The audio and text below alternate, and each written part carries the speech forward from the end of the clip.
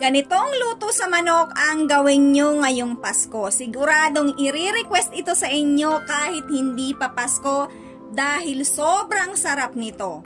Mga mamis, another Jolly Love recipe ang isi-share ko sa inyo na patok ngayong holiday season. Kaya tara, simulan na natin!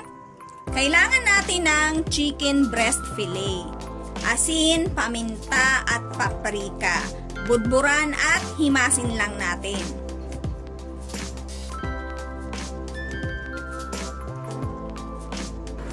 Lutuin muna natin ang manok sa kaunting mantika.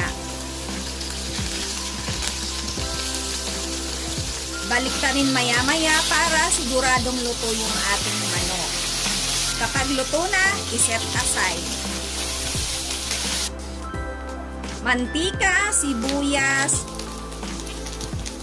red bell pepper, gisa-gisahin muna natin at gagamit ako ng isang lata ng Jolly mushroom pieces and stems. Mga mamis, easy open can na to kaya hindi na kayo mahihirapang magbukas. At ang Jolly mushroom ay rich in fiber, protein at antioxidants. Kaya mga mamis, maganda itong panghalo sa ating mga lutong bahay.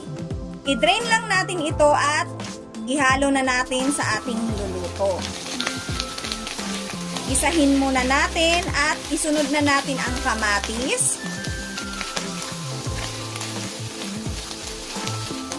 Tomato paste, kaunti lang mga mamis ang gagamitin natin.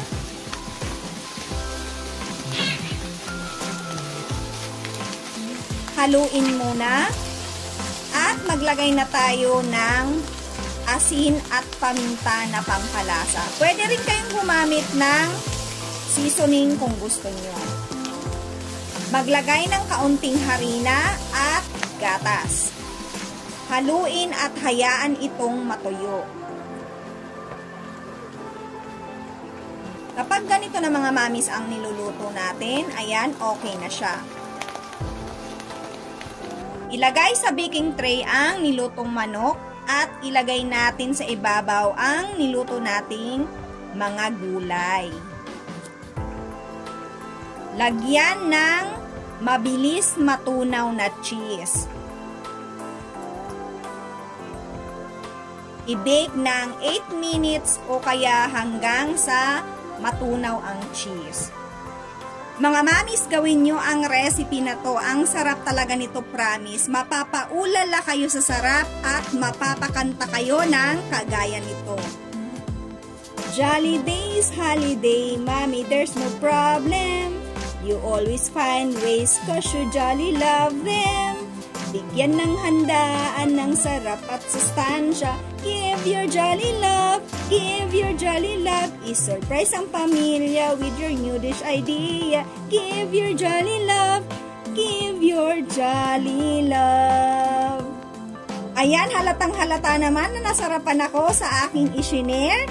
Kaya itry nyo na to at give your jolly love. So ayan, sana nag-enjoy kayo sa aking isinare. Thank you for watching. Enjoy!